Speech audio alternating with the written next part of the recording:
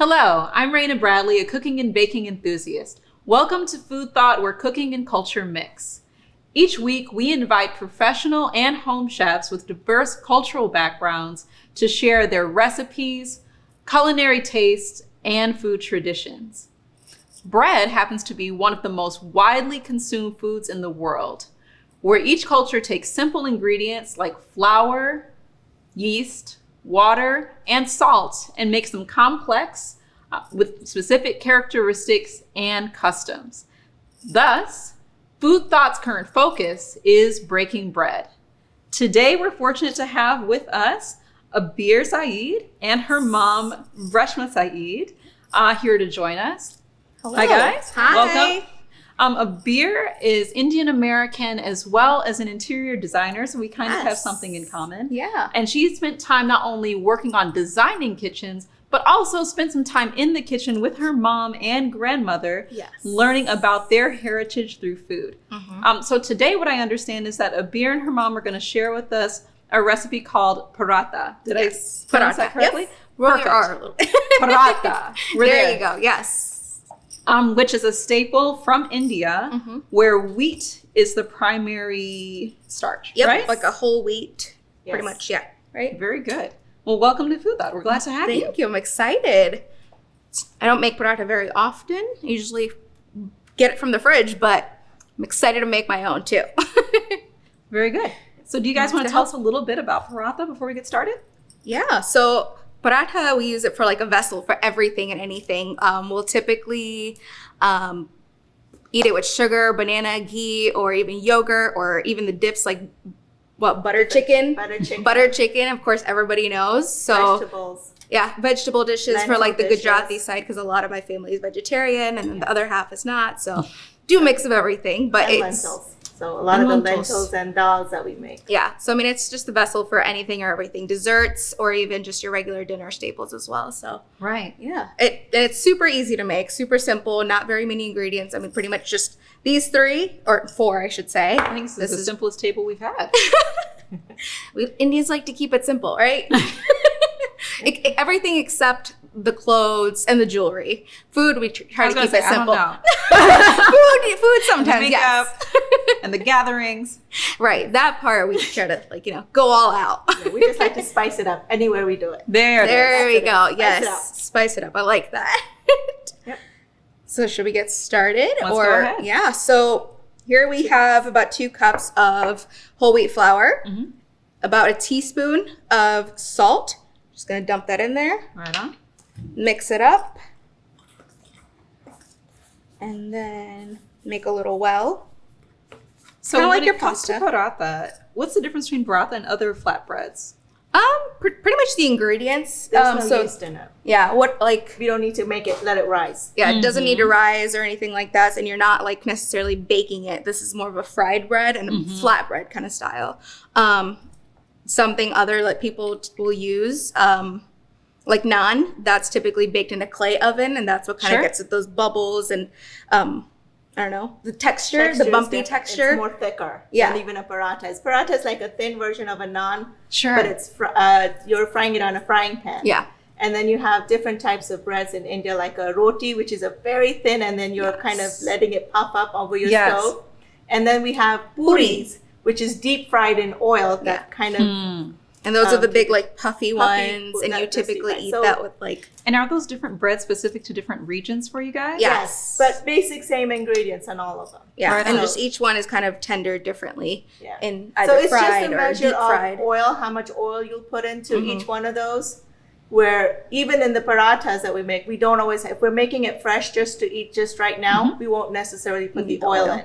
But if you want to eat them the next day, we will add the oil in so we can Right. reheat it again and it'll still be fresh. Yeah. All right, so you guys said each bread is specific to a different region. Mhm. Yes. What region are you guys from with the paratha? North India. So North Gujarat. India. So we're part of North Gujarat. Right on. Yep. So we would do That's parathas, rotis, and the puris. And then down south, you will have the naans, the thicker parathas, the idlis, the dosas. The dosas. And those are made typically with rice. Yes. Dosas are one of my So favorites. it's a rice flour. It's a rice flour. That's what it is. Okay. Yes. So down south, you will see the rice flour, rotis, and parathas and dosas there. Yeah. Got it. So I'm gonna pour this right into the middle of the well. And what is that and how much? About one tablespoon of oil. Vegetable oil. Vegetable oil, corn oil. Okay. And then you're just gonna mix that really nicely. Get it So- incorporated. Can you guys tell me, because you guys are from kind of all over the place. We just learned that. You guys are a melting pot in and of yourselves. But can you tell us a little bit more about India and India's history and culture? How did paratha and all these breads come to India? Are they traditional? Most of it is. It's basically, I think, started out from the Persian Empire, where India was just a blend of different cultures that came down. So when we start out, if you go really back into history, it starts out with just a flatbread that they did in ovens. And as the culture went, as we moved up into India, when India became its own kind of country, they started experimenting, and then they started out rolling the bread, which into like thin rotis. They would puff up just over so because we just had fire cooking, we didn't have the local stoves.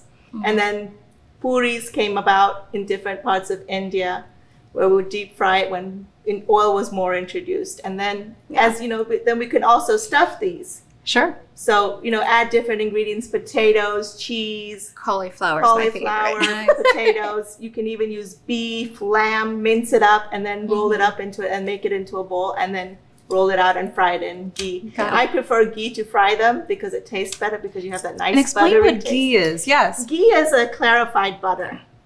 And that is basically just made from pure butter, heated up to a consistency where all the fat and the whey kind of separate from the oil and the butter and the milk. So you've got two different. So once it's all gone, the Skim the layer off. whey and the fat, Yeah. I want to say, gets to the bottom, and you're just left with like a And then golden the flavor is very rich, right? Yes. So Yes. if you guys go to restaurants and you have crab legs or lobster, usually the butter you're dipping in at the restaurants is clarified butter. And that's why it I did not tastes even so know that. good. And not like the Land O'Lakes that's in your fridge. No. It's actually a healthier than It the is. butter is because you've taken out all the fat content of it. So the fat sits down, and you just strain it, and it becomes ghee. And then it does become thicker. Like in the winter, my ghee is very thick, but in the summer, it'll just melt. Even in the pot. Like coconut oil. And coconut oil, yeah. So Gotcha. it has it, but it's very good for. Actually, it's healthier than even oils. So Duly noted. Yes. You can have your butter. yes, Yeah. you can have it, but as long as it's clarified. Yes. All right. All right. Okay, so the next step is you're kind of gonna just add water gradually until you get the consistency that you're wanting. So I just like to add it, and then of course you have to mix it with your hands. There's this like Indian thing of like everything tastes better when you cook it with your hands, Yeah. even when you're like feeding people. Get your fingers right in there. Exactly. You can't Yeah, be it's like made dainty and messy, or you have to be messy with it. No, it's made with love when you use your hands. Yes, you there like you to go. dig into our food. Go easy on it. So Reshma, you mentioned earlier that did your mother make this for you when you were growing up? This was our first learning. This is when we started learning how to cook. This was the first thing we bread. learned because Got it. we had Was like that the same for you, Abeer? 12 people in our house, Pretty and we had much, to make yeah. these at least 50 of these every day. So we didn't actually make paratha every day. We would make the rotis because it was easier. And I never got 50. the whole. Well, yeah. did you have a large household? Yes, we did because my grandparents were there. My dad's sisters were all living with us, and 6 of us, my parents, my 4 siblings, and I were all there. So we had, if you count even just 2 per person or 3 per person, it was, a lot. And You can't just Yes. have one paratha. yeah, you can't just have one. It's like even the rotis, you would like have 2 or 3, and the older you are, the more you would have because they're really thin. The parathas aren't as thin, but you would at least eat 2 just to fill your stomach. Got it. That's the So only starch. multi-generational households. And is that a tradition that you guys have carried through with you to the US? Yes. Only in the US we didn't have the joint families. We kind of, because we were from, my parents were coming from Kenya. My family was in India. So we didn't always mix in. But we know we were like, they were in Chicago, we were in Indiana. So it was really hard to get together all the time. But yeah, otherwise it was pretty easy. We'd have the get-togethers, the functions, and the events that we would have. We would get together on those, and then food. Back then, we didn't have restaurants where, we would could get the Indian things food. catered. So we would make most of it at home, and even like just the snacks, Indian snacks that we have, we made them at home. So even today, my mom and I still make them. Got it. So when you're mixing this, what are you looking for when it comes to consistency and texture? Like a completely binded, like, it almost feels very similar to regular bread, but it's not going to be as sticky. She just got some more water because we're not quite getting the consistency that we want. You don't want any of these little flakes. You kind of want a big ball of dough with not as many cracks in it either. So it's more like maybe bread. like a Play-Doh almost? Yeah, Yeah, it's a very harder similar dough, to not just like a very soft pliable dough like a pizza dough we would make or something, or a bread dough. It's a little bit more harder. yeah, especially since it's not going to rise either. We're not going to let it sit for what, like 20, 30 minutes, or even You add. can finish the rest of this. Huh? You might want to add a little bit more. You kind of just grab all the dough from the bottom, start mashing it up the way I want, There we and go. then knead it. Oh, that's so hard. A lot of Indian cooking is just like you can eye it. And it's like, how much goes in the it? more you knead it, the better your parathas become because they'll become more fluffier. So in my culture, my grandmother used to bang it on the into the bowl. Like she'll make it a bowl and then she would just hit it as hard as she Oh, could. wow. So I It's don't like know when you what- get all the bubbles out of the clay, you just Smack it in Toss there. it. Okay, So that's pretty much done now. there we go. very good. So there's the dough. And then, like I said, you don't actually have to have this rise or anything. So this is pretty much ready to go. Then you kind of want to make it into like a long. Yeah, you want to separate it into like this usually makes about 5-6 parathas for Okay. 2 cups. And depending on how big you want to roll them out, I mean, in India you can get as big as this. Yeah. My house was pretty small. I mean, it was pretty small. It was Portion control. Petite parathas. like Petite parathas. I parathas. like petite. Guess we're ready Thank you so to much. roll out the dough. It looks like we are ready to go. So Yes. what do we have on our table? What are our tools right now? I have a new toy. Tell us about this. Yes. Well, This is a rolling pin. This is a traditional Indian Gujarati rolling pin. It's thinner on the ends and it kind of gets thicker. tapers. This is your normal rolling pin we have in the United States. Both of them work just as fine, but this is what I learned on. So this one's easier because when you're rolling it, it just kind of, this one kind of feels different. But I don't know if you can find these here, but I feel most like it's Indian easier stores to have. handle. Yeah, these are easier to handle, I think, because you can control the thickness and how thin you want to go. Yeah. Okay. Very good. Well, let's get started. Yeah. Shall we? So we had our dough that we rolled out, and then we were basically going to take them into even-sized balls and break them up. How many balls do you think that one? So about 2 cups of flour probably make about 5 to 6. Yeah. Depending So- on how big you want them. Yeah, we got about 6 right here. And they look about even. And then you're basically going to take them in between your hands. I'll give you some here too. Thank you. Yeah. And what you're going to try to do is try to get rid of all the little cracks I in see. them and kind of roll it out. If you roll it, if you kind of press your palms together and just kind of go like this, like you're pressing both ends of your palms, it kind of gives you that round, smooth dough. Alrighty. This is about the texture. It's like a rubbery Play-Doh. Yeah. So it's malleable. It doesn't feel super hard, but very pliable as well. Yeah, very pliable. You can tell the pro from the noob. I'm assuming mom is the pro. I just We're like doing to great. eat her food. We're doing great. Excellent. And so once we roll, what will we be doing next? Should we start dusting our countertop? Yes, I would just sprinkle a little bit of the flour on top. Kind of Or we can prime your use a steel plate or anything that has a flat surface to roll something out on. So yeah, not everyone typically will that's have. fine enough. Yeah, not everyone will have like a countertop. Generous sprinklers over here. Yeah. Okay, so basically what we're going to do is we're going to press the dough down. And if you're using a steel plate, if the dough is kneaded well, you probably won't need the flour. So we can just press it down and start rolling it out. So I'll let you try that one. Let's give it a shot. I'm going to use this It's gonna one. go long and then you're gonna turn Yeah. it. So at the first one, when we roll it out the first time, it doesn't have to be round. It can be any shape. I mean, mine were never round when I started. So we're just gonna basically go thin out like that. Can I get a spoon? Yep. And then this is the clarified butter. Basically, it's kind of frozen right now, but it's soft enough that you can see. So we're just gonna take the back of the spoon, put a little bit on it, and we're just going to spread it all over the paratha that we've made. And that's to prepare it for frying, That's correct? to prepare it for the frying. Wasn't this to actually build the layers? This is Or the flaky? the flakiness is where it comes from. So once I've put the ghee on it, okay, so you can put the ghee on it. No, just a very slight little bit, just the back of the spoon. And then I just like to sprinkle the flour. So this is where that flour comes in handy as well. Ah. You're gonna rub it all over. Then I'm just going to kind of rub it because you don't want flour on your paratha when you're cooking. So the So ghee make- melts right in. Right you can on it, but- barely see it. Yeah, so we don't want to see too much. though. So yeah, That's good. make sure we get all the edges. And then we're just sprinkling the flour on it, okay? And There then you go. make sure we get. So there's a couple of ways we can do it. In India, we usually like to make them round.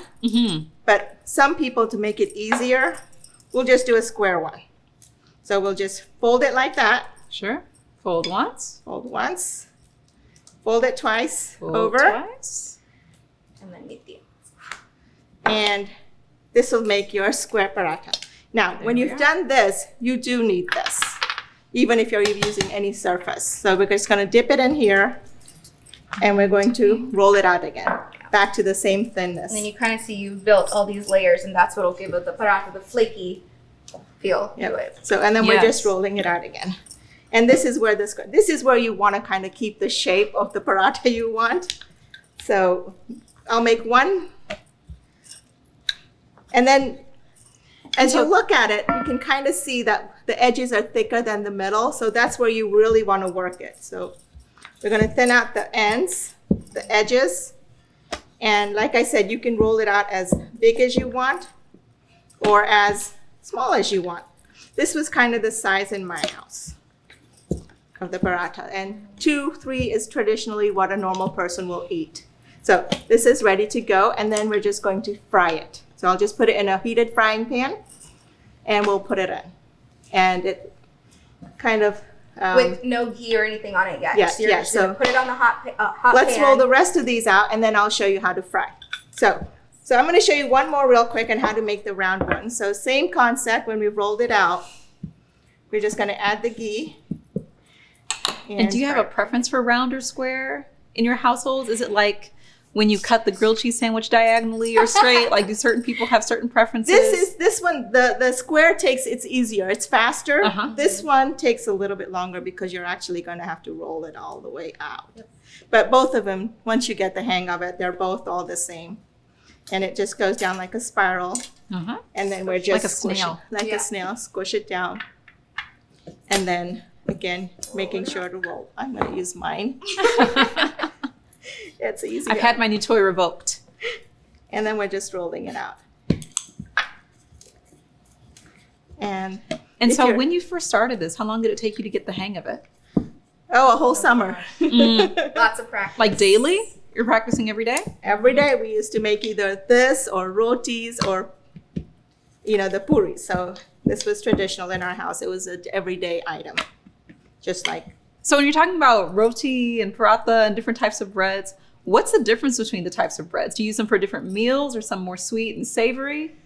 You can use them from all of them. Mhm. Sweet, savory, doesn't matter. Usually the traditional paratha that we're making today is used with dishes that have sauces in it.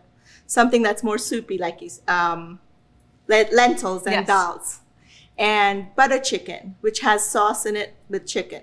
Okay. Okay. So tell us about butter chicken, because we heard about that one a few times. Is that a staple? Is that It's one? a staple of an Indian dish, traditional Indian dish. It's made with butter, with the name obviously, and it's made with cream. So it's a richer gravy. And it's basically marinated chicken that we will mix in some spices. Yes. And we'll cook it in a tomato sauce. And then once it's all cooked, we'll add a layer of cream to it to make it more richer and more creamy. And then parathas taste So is it like an orangey color? Yes. More of a yellow? Yeah. Yes, and that's just from the coloring, not necessarily anything else. I mean, the tomatoes and the turmeric sometimes. Yeah, the turmeric, add the orangey red. I love color. turmeric. That's tradition. Yes. Yeah. So it's very traditionally eaten with like the soupy base. I always The feel like plain- butter chicken is kind of the gateway into Indian food. So all my American friends, I'm like, if you want to try Indian food, try butter chicken Start first. with butter chicken. Yes. Yes. Is it less spicy? Is that why we start with that one? The spice level can be always You adjusted. can always add I mean, you don't have to add all the spices to it. You can add, depending on how mild or heavy or medium, you can adjust it. So is that one that goes over well in your household, Abeer? Because I know that you have a mixed household. Oh yeah, butter chicken is the absolute favorite. Even my husband will ask for it. He's like, Now, why even your husband? Tell us a little bit about that guy. he is born and bred in Fort Wayne, blue eyes, not like me. Corn-fed, it's what we like to say. Corn-fed, there you go, exactly. And so we kind of had to push him into the Indian culture.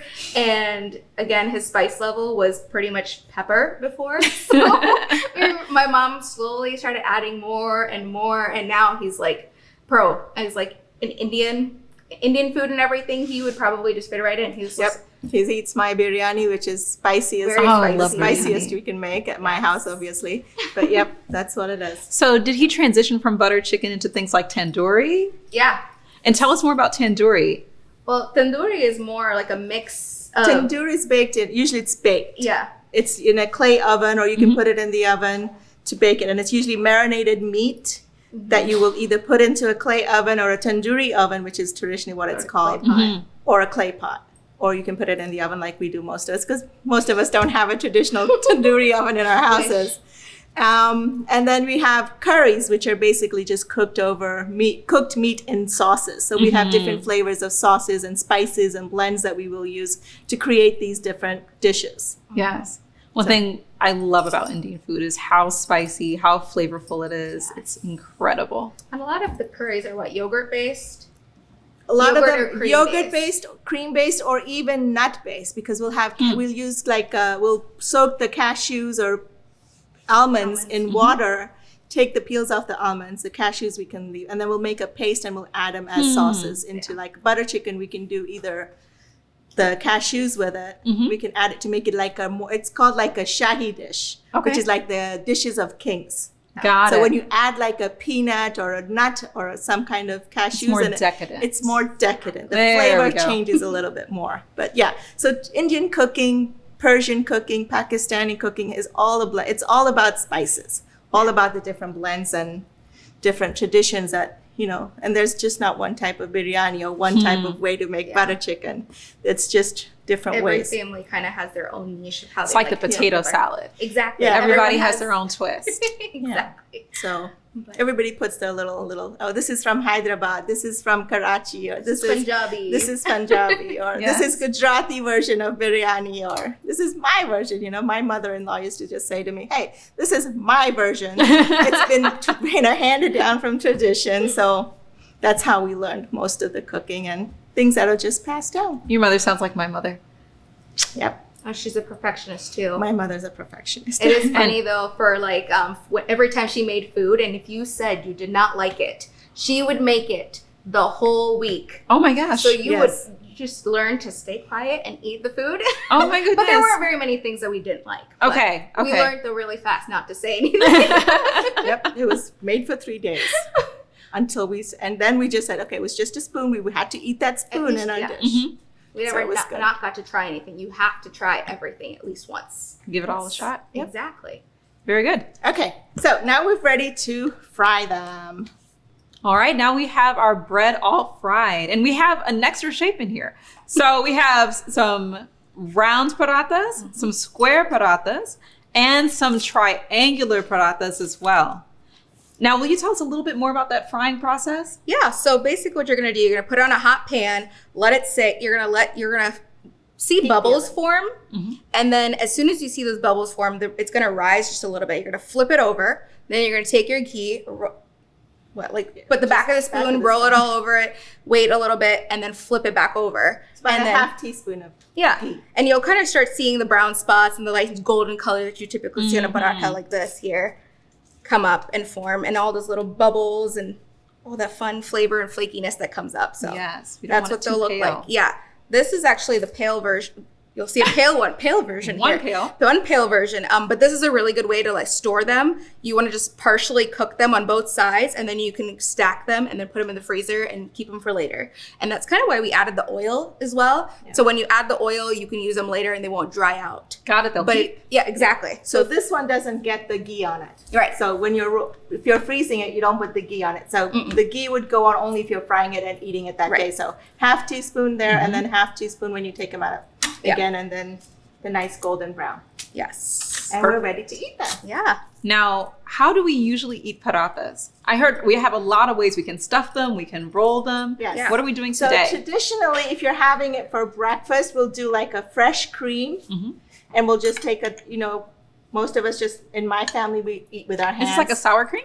No, it's fresh cream. It's just plain fresh cream. Like a clotted fresh cream. Got it. And we'll do jam, and then we'll just tear it up with our hands, and we'll just mix a little bit of both. Got it. And grab a little of this and eat. Yeah. It's almost like a toast. Exactly. Almost like a toast.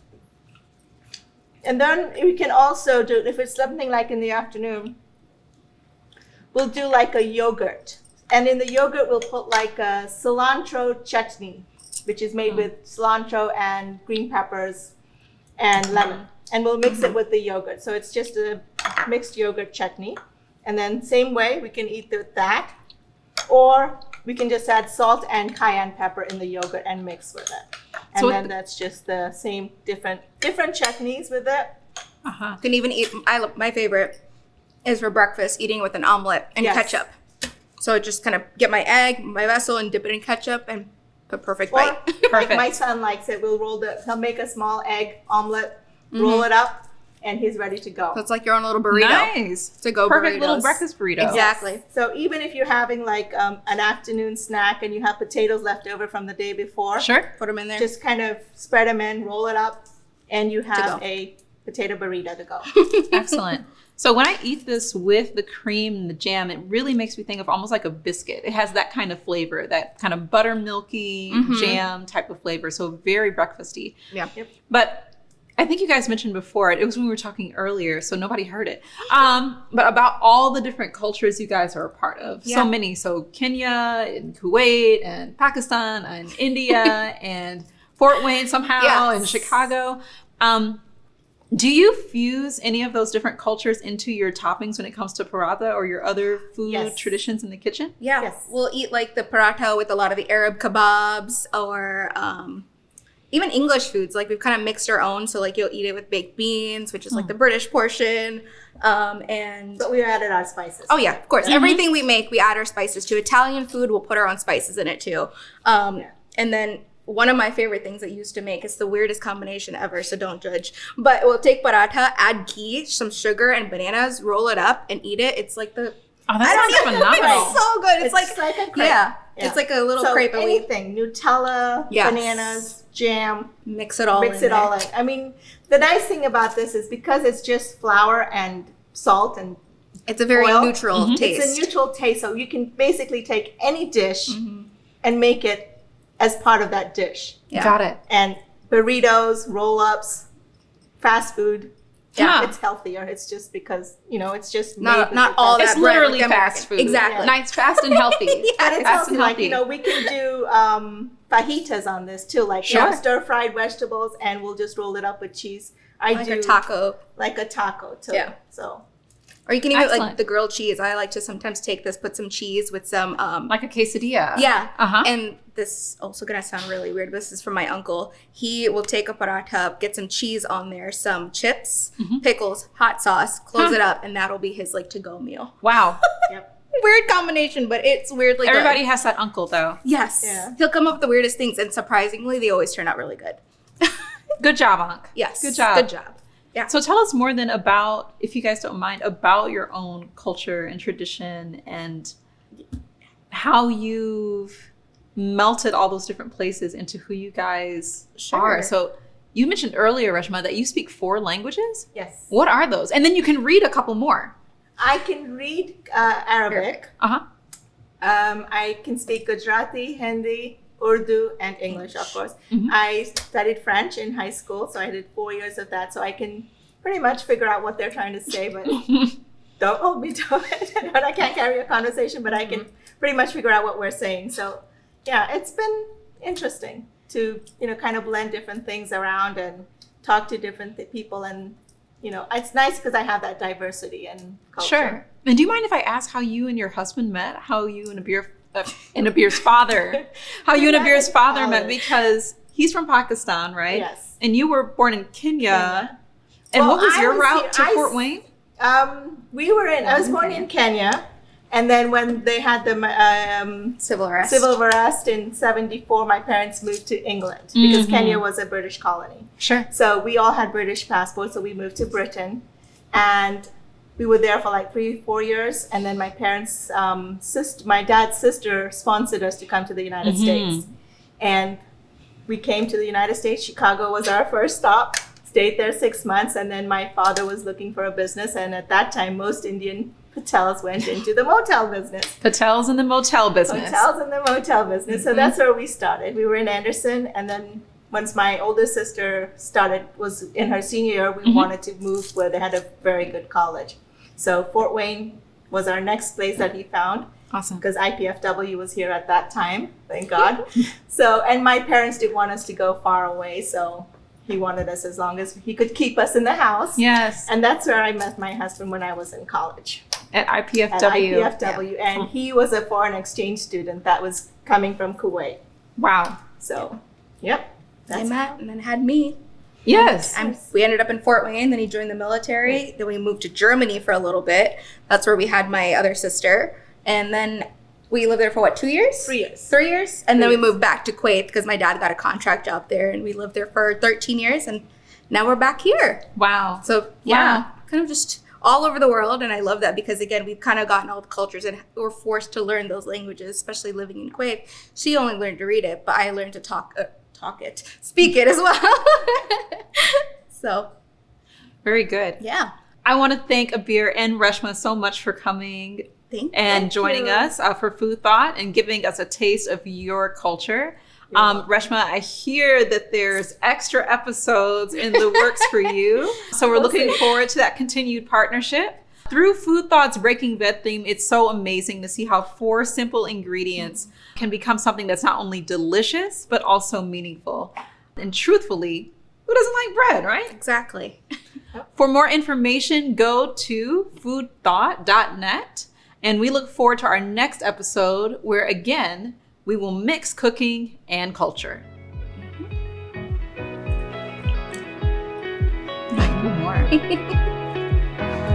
I could eat this all day. Anything with parathas.